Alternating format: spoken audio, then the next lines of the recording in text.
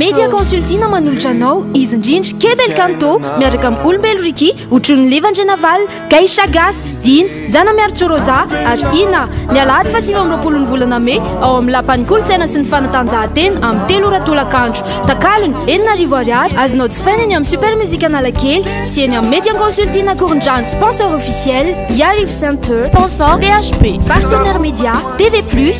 infoline 032 11 583 10 Mandro soasina daholo azy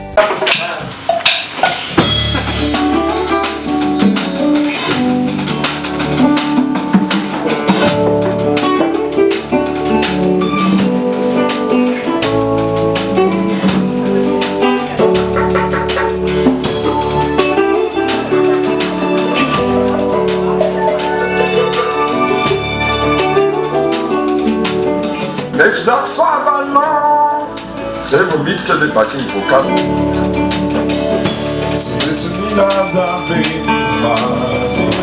zay nameko anao zay ampiavana be nefa ianao tsy mety milaza fa hoe mbola misy sy tiavany indray MTT tsy mety zay zany repère le MTT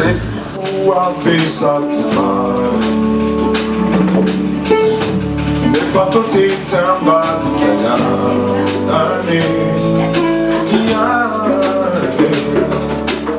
Kebel Kanto miaraka amin'ny Riky ny alahady fa 7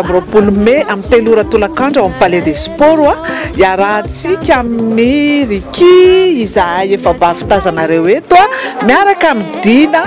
hira tamin'ny 20 taona lasa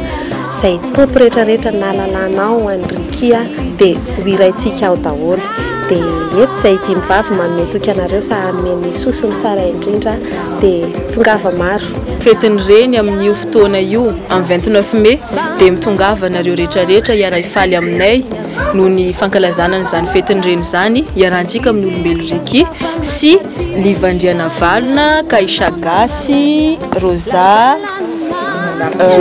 Zana Miartso Ina dia Dina no namanay farany fa izy mbola tsy eo